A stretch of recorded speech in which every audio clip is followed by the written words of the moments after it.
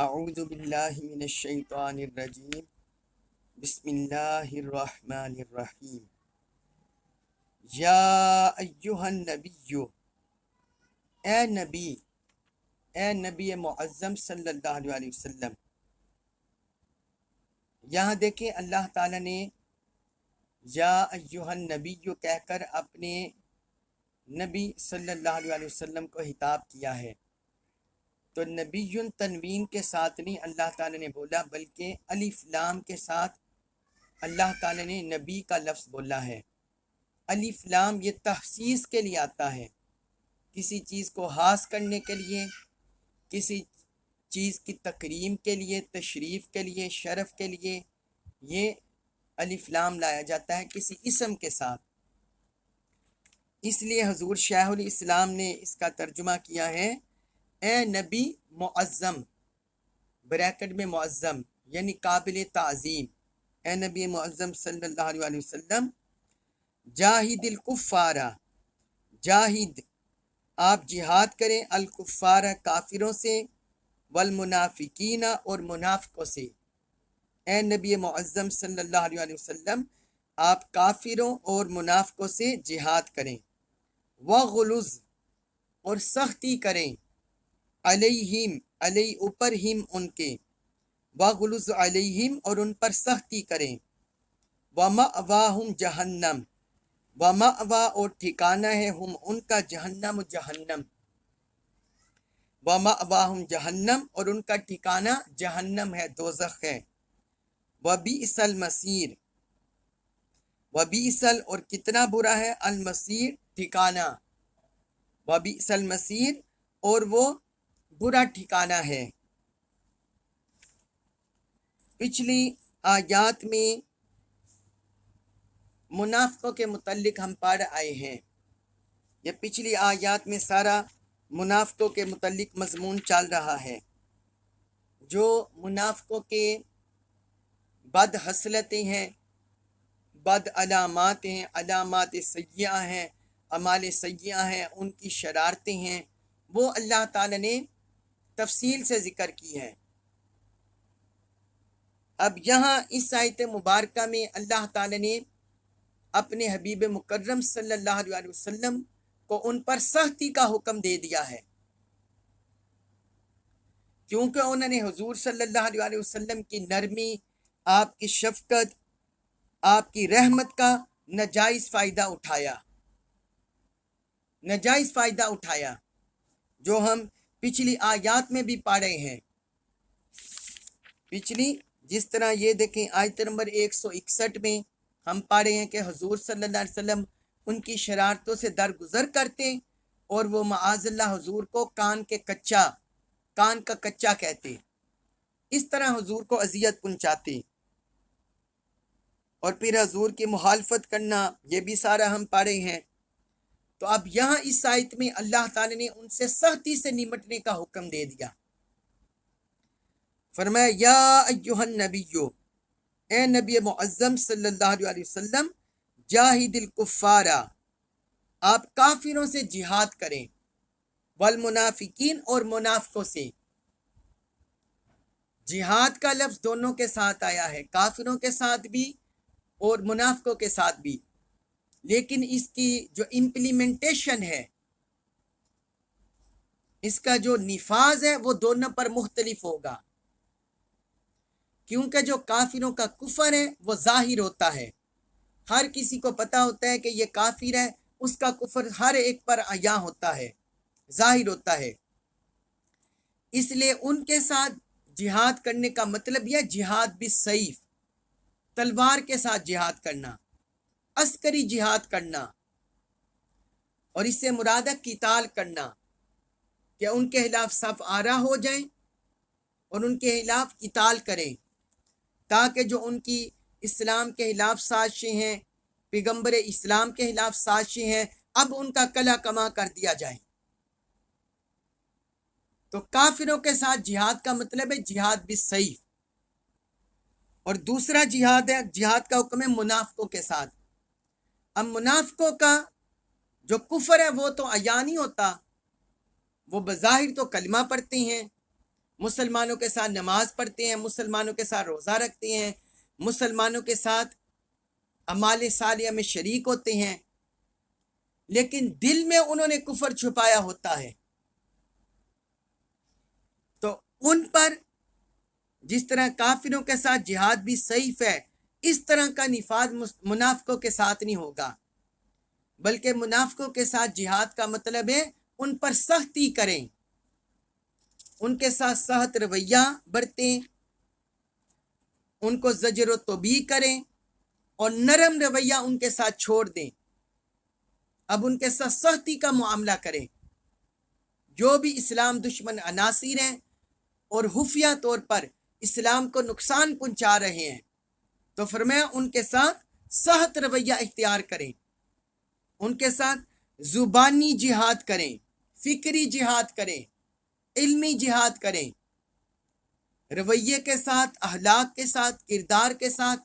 سختی کے ساتھ ان کے ساتھ جہاد کریں۔ یہ اللہ رب العزت نے ان دونوں عناصر کے ساتھ نمٹنے کا حکم دے دیا، اس لیے آگے اس کی مزید توثیق کی، فرمایا وَغْلُظْ عَلَيْهِمْ، اور ان پر سختی کریں۔ اب جو آپ کے نرم رویے سے، حلیقانہ رویے سے، شفیق رویے سے یہ جو ناجائز فائدہ اٹھاتے ہیں، اللہ تعالیٰ نے فرمایا اس کو ترک کر کے اب ان پر سختی کریں، اب ان پر سختی کریں، ان عناصر کے ساتھ سختی سے نمٹیں۔ پھر آگے فرمایا یہ تو دنیا میں ان کے ساتھ رویہ ہو گیا، اب یہ حضور صلی اللہ علیہ وسلم کا خطاب ہے، لیکن آپ کے توسط سے ہر اسلامی لیڈر، ہر اسلامی حاکم اور جس کے پاس بھی قوت ہے، صاحب قوت ہے، صاحب اقتدار ہے،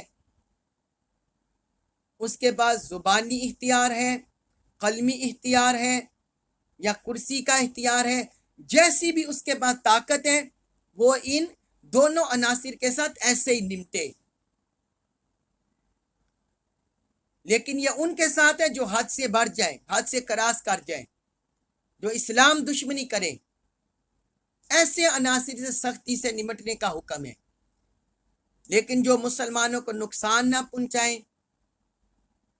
مسلمانوں کے ساتھ نرم رویہ رکھیں، ان کے ساتھ ہم خوش اخلاقی سے پیش آئیں گے، صبر کے ساتھ پیش آئیں گے، لیکن جو اسلام دشمنی کریں گے ان کے ساتھ سختی سے نمٹا جائے گا۔ یہ دونوں باتیں آپ نے فرق ذہن میں رکھنا ہے۔ پھر آگے فرمایا وَمَأْوَاهُمْ جَهَنَّمْ، اور ان کا ٹھکانہ دوزخ ہے، وَبِئْسَ الْمَصِيرُ، اور وہ برا ٹھکانہ ہے۔ یعنی پچھلے الفاظ میں ان کے ساتھ جو دنیا میں رسوائی ہوگی، دنیا میں ذلت ہوگی، اس کا ذکر کر دیا، اور اب ان الفاظ میں آخرت میں جو ان کا عذاب ہوگا اس کا ذکر کر دیا۔ فرمایا دنیا میں یہ بڑے،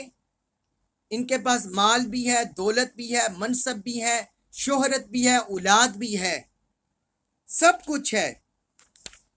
لیکن آخرت میں انہیں فائدہ حاصل نہیں ہوگا۔ جس طرح آیت نمبر 69 میں ہم پا رہے ہیں کہ اللہ تعالیٰ نے ان کے اموال اور اولاد کا ذکر کیا کہ اموال بھی ان کے پاس ہوتے ہیں، اولاد بھی کثرت سے ہوتی ہے، لیکن فرمایا کہ ان کا ٹھکانہ دوزخ ہوگا، اپنے کفر کی وجہ سے، اپنی سرکشی کی وجہ سے اور بغض و عناد کی وجہ سے ان کا ٹھکانہ دوزخ ہے، اور وہ برا ٹھکانہ ہے۔ اس کے بعد ہے سورۃ التوبہ آیت نمبر 74 اس میں ارشاد فرمایا یحلفون، وہ قسمیں کھاتے ہیں، باللہ، اللہ کی، ما، جو کچھ، قالو، انہوں نے کہا، ما نہیں، قالو، انہوں نے کہا، یحلفون باللہ ما قالو، یہاں جو ما ہے یہ نفی کے معنی میں ہے، ما نافیہ ہے، فرمایا یحلفون باللہ ما قالو، کہ وہ اللہ کی قسم کھاتے ہیں کہ انہوں نے کچھ نہیں کہا، وَلَقَدْ، اور بے شک، قالو، انہوں نے کہا، कलिमत अल कुफरी, कुफर का कलिमा। अल्लाह ताला ने फरमाया वलक़द क़ालू कलिमत अल कुफरी, हालांकि उन्होंने यकीनन कलिमा कुफर कहा। बादा व कफरू, और उन्होंने कुफर किया। बादा बाद इस्लामिहिम, अपने इस्लाम के बाद, अपने इस्लाम को जाहिर करने के बाद उन्होंने कुफर किया। वहम्मू, और उन्होंने इरादा किया, यानी कई अजियत रसा बातों का इरादा किया। बीमा, उन चीज़ों का, लम नहीं, यनालू, वो पा सके। वहम्मू बीमा लम यनालू, और उन्होंने कई अजियत रसा बातों का इरादा भी किया जिन्हें वो पा ना सके। वमा नकामू, वमा नकामू, वमा और ना नकामू, वो ना पसंद कर सके। इल्ला, मगर, अन ये के अगनाहुमुल्लाह, अगनाहुम, अगना गनी कर दिया, हम उन्हें, अल्लाह अल्लाह ने, व रसूलुहु, और उसके रसूल सल्लल्लाहु अलैहि वसल्लम ने, मिन से फदलिही, अपने फजल से। वमा नक़मू इल्ला अन अगनाहुमुल्लाह व रसूलुहु मिन फदली, और वो किसी चीज़ को नापसंद ना कर सके, यानी इस्लाम और रसूल सल्लल्लाहु अलैहि वसल्लम के अमल में से जो उनके साथ वाबस्ता हुआ, वो किसी चीज़ को नापसंद ना कर सके सिवाय इस चीज़ के कि अल्लाह और उसके रसूल ने अपने फजल से उन्हें गनी कर दिया था, इसको नापसंद समझने लगे। फ़इन यतूबू, फ़इन, फिर अगर, यतूबू, वो तोबा कर ले, यकू, वो होगा, खैरन, बेहतर, लहुम, उनके लिए। फ़इन यतूबू यकू खैरन लहुम, सो अगर ये तोबा कर ले तो वो उनके लिए बेहतर है। व इन यतवल्लौ, और अगर यतवल्लौ, वो रू गर्दान रहें, युअज़्ज़िबहुमुल्लाह, युअज़्ज़िबहुम, युअज़्ज़िब, अजाब में मुब्तला करेगा, हम उन्हें, अल्लाह अल्लाह, अजाबन, अजाब में, अलीमन, दर्दनाक, फिर दुनिया, दुनिया में, वल आखिरा, और आखिरत में। व इन यतवल्लौ युअज़्ज़िबहुमुल्लाहु अज़ाबन अलीमन फिद दुनिया वल आखिरा, और अगर वो उसी तरह रूह गर्दा रहे, मुंह फेरे रहे, तो अल्लाह ताला उन्हें दुनिया और आखिरत दोनों जिंदगियों में दर्दनाक अजाब में मुब्तला करेगा। वमा, और नहीं है, लहुम, ला लिए, हम उनके, फिल अर्दी, जमीन में, मिन वलिय्यिन, कोई दोस्त, वला, और ना, नसीर, कोई मददगार। वमा लहुम फिल अर्दी मिन वलिय्यिन वला नसीर, और उनके लिए जमीन में ना कोई दोस्त होगा और ना कोई मददगार।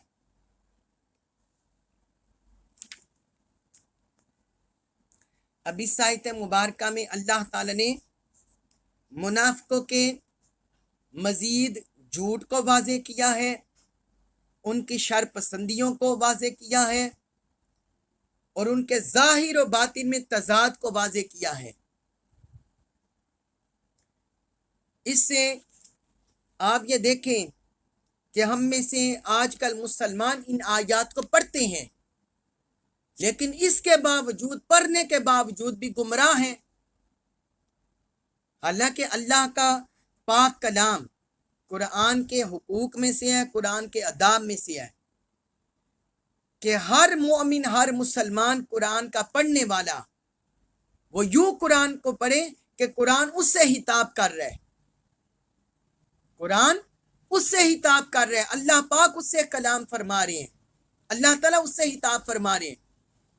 तो जब हर मोमिन, मर्द हो या औरत हो, कुरान को इस अंदाज से पढ़े तो क्या उसकी इस्लाह होगी या नहीं? अगर किसी के जाहिर में तजाद होगा, बातिन में तजाद होगा, और वो कुरान को समझेगा कि कुरान उससे हिताब कर रहे, कुरान में डूब कर कुरान को पढ़ेगा, कुरान को समझेगा, तो हर किसी का बातिन पाक हो जाएगा, हर किसी का जाहिर पाक हो जाएगा। क्या मुसलमानों के अंदर ऐसे लोग मौजूद नहीं है जिनका जाहिर और बातिन में तजाद है? अल्लाह ताला ने ये जो कलाम पाक में बार बार मुनाफिकाना شرپسندیوں کو، ان کی بد عملیوں کو، بد اعمالیوں کو بار بار ذکر کیا، تفصیل سے ذکر کیا ہے، تو یہ دراصل مسلمانوں کے اندر جو فتنے ہیں اللہ تعالیٰ نے ان کی نشاندہی کی ہے۔ ایک تو اعتقادی طور پر منافق ہوتے ہیں جو دل سے اللہ اور اللہ کے رسول کو نہیں مانتے، اور ایک عملی طور پر منافق ہوتے ہیں وہ دل سے تو مانتے ہیں لیکن جیسا ماننا چاہیے رسول اللہ صلی اللہ علیہ وسلم کے احکام کو، تعظیم کو، قرآن کی تعلیمات کو، ویسے نہیں مانتے، اپنی خواہشات کو، اپنے نفس کو،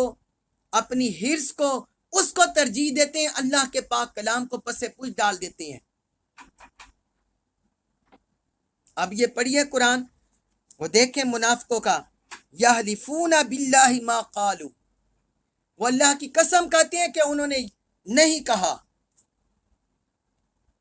کیا نہیں کہا؟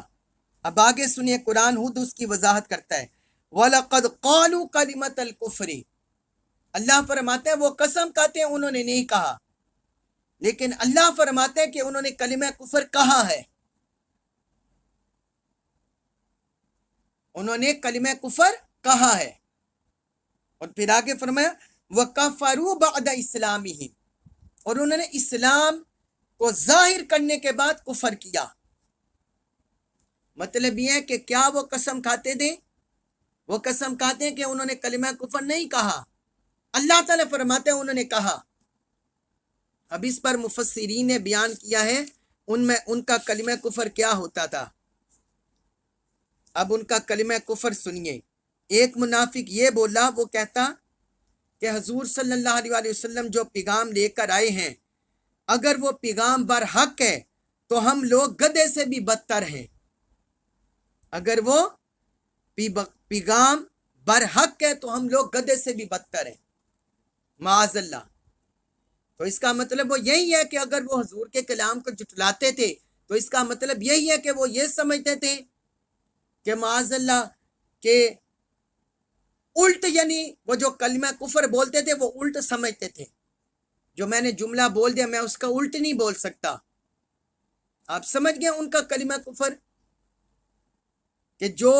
محمد صلی اللہ علیہ وسلم پیغام لے کر آئے ہیں وہ کہتے تھے اگر وہ پیغام برحق ہے تو ہم لوگ گدھے سے بدتر ہیں۔ آپ اندازہ کریں کہ حضور کے کلام میں حق کو وہ کس چیز کے ساتھ ملا دیتے تھے۔ یہ کلمہ کفر انہوں نے بولا۔ اور بعض منافقوں کا یہ آیا ہے، وہ کہتے ہیں کہ خدا کی قسم ہماری اور محمد صلی اللہ علیہ وسلم کی مثال صرف ایسے ہیں جیسا کہ کسی نے کہا اپنے کتے کو ہو موٹا کرو وہ تمہیں کھا جائے گا۔ اور وہ یہ بھی کہتے ہیں کہ اگر ہم مدینہ کی طرف واپس آ گئے تو ضرور عزت والے ذلت والوں کو نکال دیں گے۔ وہ منافق لوگ کہتے ہیں ہم مدینہ کی طرف لوٹے تو ہم جو عزت والے ہیں وہ ذلت والوں کو مدینہ سے نکال دیں گے، معاذ اللہ، استغفر اللہ۔ وہ اس طرح حضور صلی اللہ علیہ وسلم اور مسلمانوں کی طرف اشارہ کرتے، یہ بھی وہ کہتے۔ اور پھر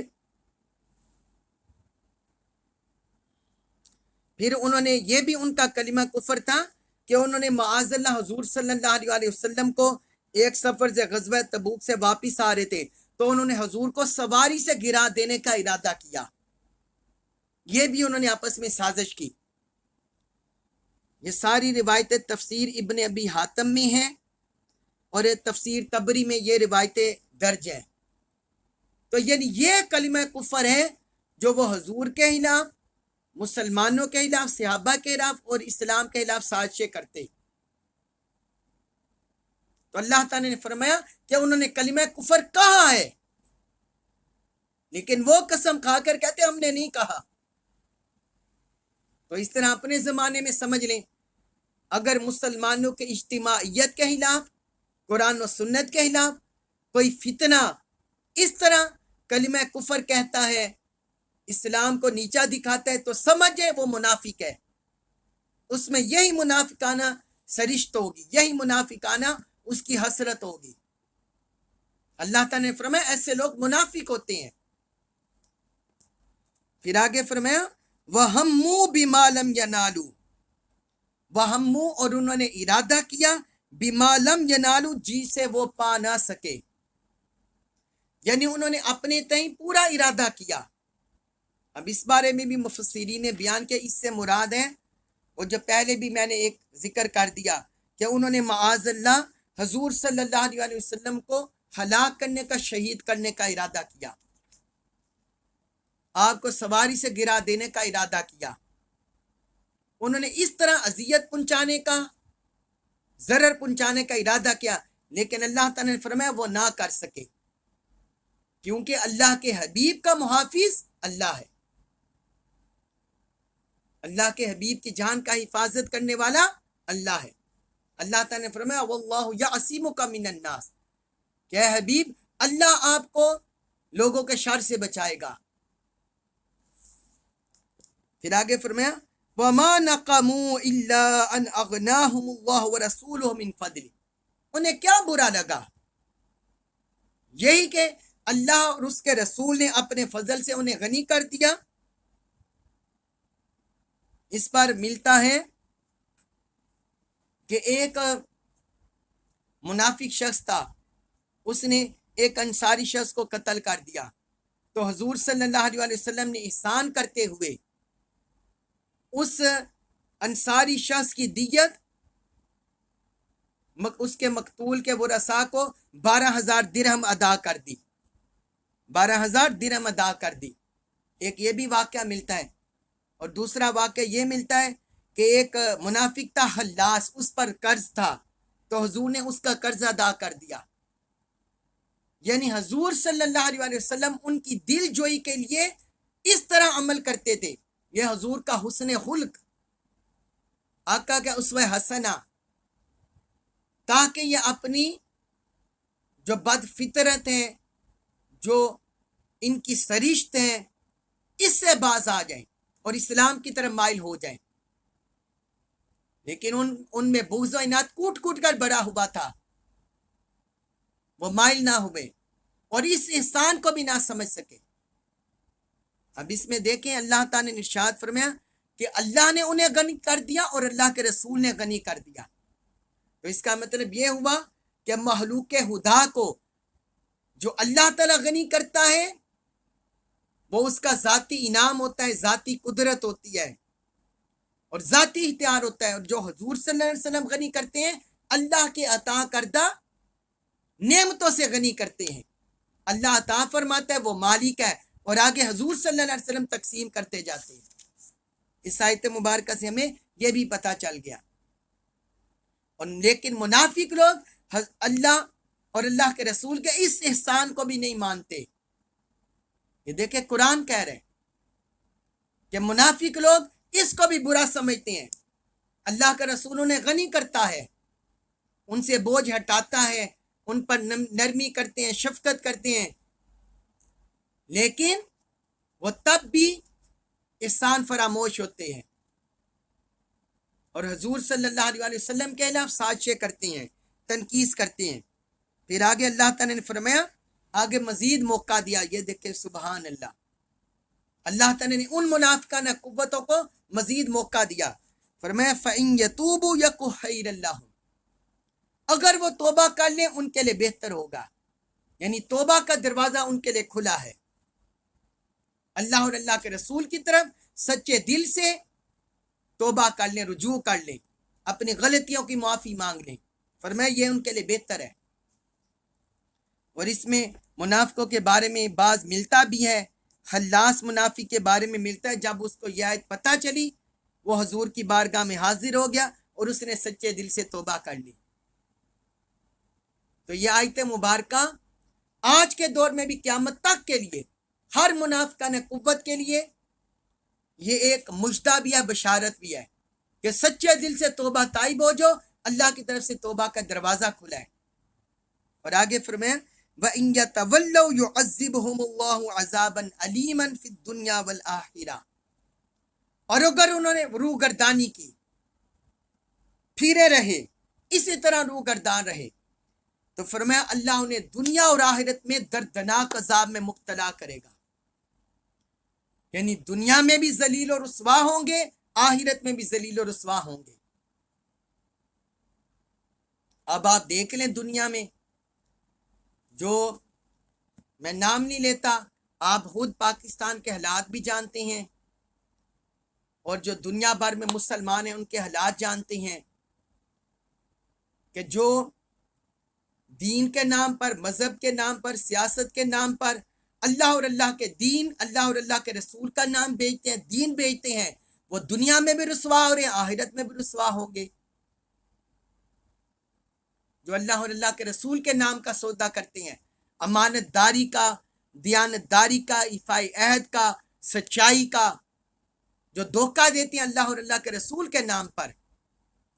اللہ تعالیٰ نے ان منافقانہ قوتوں کو جو مسلمانوں کے اندر ہے، فرمایا اللہ تعالیٰ نے انہیں دنیا اور آخرت میں دردناک عذاب میں مبتلا کرے گا، دنیا میں بھی رسوا ہوں گے، آخرت میں بھی رسوا ہوں گے۔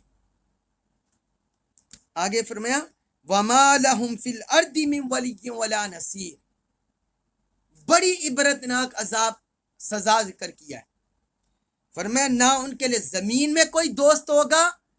نہ ان کے لیے زمین میں کوئی دوست ہوگا اور نہ مددگار، زمین میں نہ ان کے لیے کوئی دوست ہوگا اور نہ مددگار، یعنی وہ اگر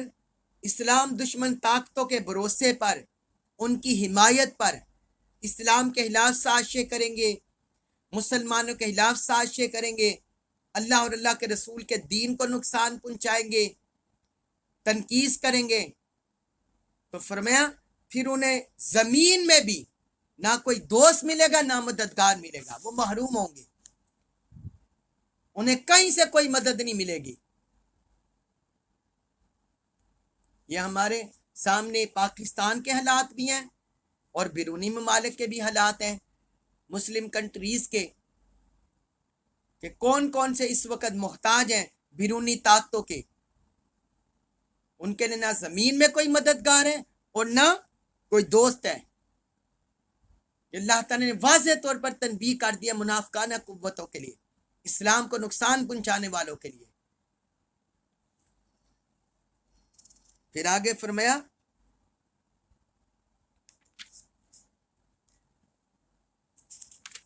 وَمِنْهُمْ مَنْ عَاهَدَ اللَّهَ، وَمِنْهُمْ، اور ان میں سے، من، بعض ایسے بھی ہیں، عَاهَدَ اللَّهَ، عَاهَدَ، اس نے عہد کیا اللہ سے، لَإِنْ آتَانَا، لَإِنْ اگر، آتَانَا، اس نے ہمیں عطا کیا، من فضلہ، اپنے فضل سے، وَمِنْهُمْ مَنْ عَاهَدَ اللَّهَ لَإِنْ آتَانَا مِنْ فَضْلِهِ، اور ان منافقوں میں بعض وہ بھی ہیں جنہوں نے اللہ سے عہد کیا تھا کہ اگر اس نے ہمیں اپنے فضل سے عطا کیا، لَنَصَّدَّقَنَّ، تو ہم ضرور صدقہ خیرات کریں گے، ہم ضرور اس کی راہ میں صدقہ کریں گے، وَلَنَكُونَنَّ، اور ہم ضرور ہو جائیں گے، من الصالحین، صالحین میں سے، نیکوکاروں میں سے۔ اب یہ دیکھیں ان کی ایک اور سرش دیکھیے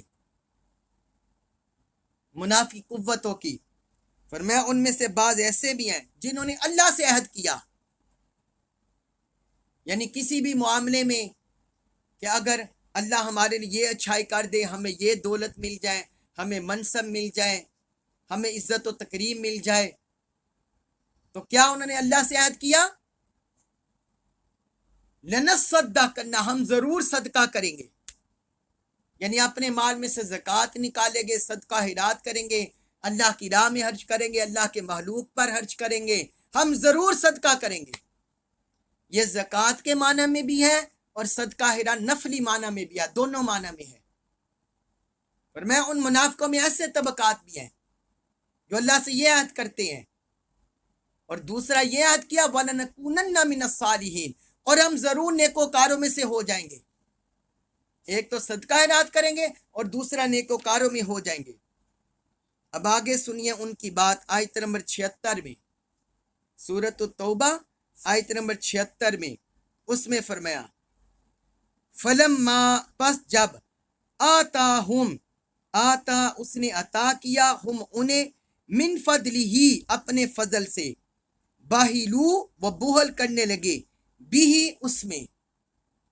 فلما آتاہم من فضلہ باہلو بھی بس جب اس نے انہیں اپنے فضل سے عطا کر دیا دولت بخش دی تو وہ اس میں بہل کرنے لگے وتولوا اور وہ روگردانی اور وہ پھر گئے وہم حالانکہ وہ معرضون روگردانی کر رہے تھے وتولوا وہم معرضون اور وہ اپنے عہد سے روگردانی کرتے ہوئے پھر گئے وتولوا اور وہ پھر گئے وہم معرضون اور وہ روگردانی کر رہے تھے۔ اب یہاں اللہ تعالی نے ان کی اس منافقت کا بھی پردہ چاک کر دیا۔ پہلے کہتے ہیں ہمیں مال ملے دولت ملے تو ہم اللہ کی راہ میں خرچ کریں گے، صدقہ خیرات کریں گے، نیکوکار بن جائیں گے۔ اللہ تعالیٰ نے فرمایا جب اللہ تعالیٰ نے انہیں اپنے فضل سے عطا کر دیا، جب اپنے فضل سے عطا کر دیا تو کیا ہوا؟ باہلو بھی تو وہ اس میں بہل کرنے لگے، یعنی صدقہ خیرات کرنے سے، زکوٰۃ نکالنے سے کترانے لگے، بہل سے کام لینے لگے۔ اور فرمایا وَتَوَلَّوْا مُعْرِضُونَ اور وہ روگردانی کرتے ہوئے پھر گئے۔ تو یہ بھی سمجھ لیں کہ جو غربت کی حالت میں، تنگ دستی کی حالت میں اللہ کی بارگاہ میں فضل کا سوال کرے اور اللہ کی راہ میں خرچ کرنے کا عہد کرے، اور جب اللہ تعالیٰ مال دے دے بخل سے کام لے، تو سمجھیں یہ بھی منافقانہ حسرت ہے۔ تو فرمایا ایسے عناصر اپنے ہاتھ روک لیتے ہیں، اللہ کے دین کے مدد و نصرت پر خرچ نہیں کرتے، مخلوق پر خرچ نہیں کرتے، اور وہ بخل سے کام لیتے ہیں۔ اس میں ایک شخص کا واقعہ بھی ملتا ہے، ثعلبہ بن ابی حاتب، کہ وہ حضور کے پاس بار بار آیا، یا رسول اللہ میرے لیے دعا کر دیں۔ حضور اس کے لیے دعا نہیں فرماتے تھے،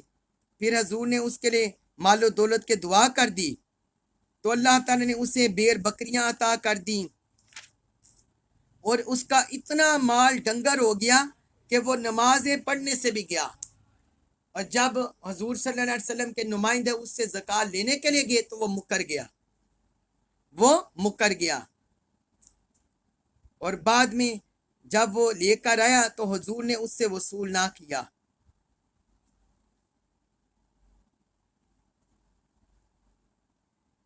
حضور نے اس کا وصول نہ کیا، پھر وہ اسی طرح مر کھپ گیا۔ حضرت عثمان غنی رضی اللہ عنہ کے دور میں ثعلبہ بن ابی حاتم یہ شخص تھا۔ تو اللہ تبارک و تعالی نے یہاں منافقوں کی بخل کی حسرت بھی ذکر کر دی۔ اللہ تبارک و تعالی سے دعا ہے اللہ تعالیٰ ان تمام منافقانہ حسائل سے، اعمال بد سے ہماری حفاظت فرمائے، ہمیں اپنی پناہ عطا فرمائے، اپنے اور اپنے حبیب کا کامل سچا ادب عطا فرمائے، تعظیم عطا فرمائے، محبت عطا فرمائے، اپنے کلام پاک کی تعلیمات پر عمل پیرا ہونے کی توفیق عطا فرمائے، قرآن مجید کا کامل فہم نصیب فرمائے اور ہمیں اس پر عمل پیرا ہونے کی توفیق عطا فرمائے۔ وما علیہ الا البلاغ المبین۔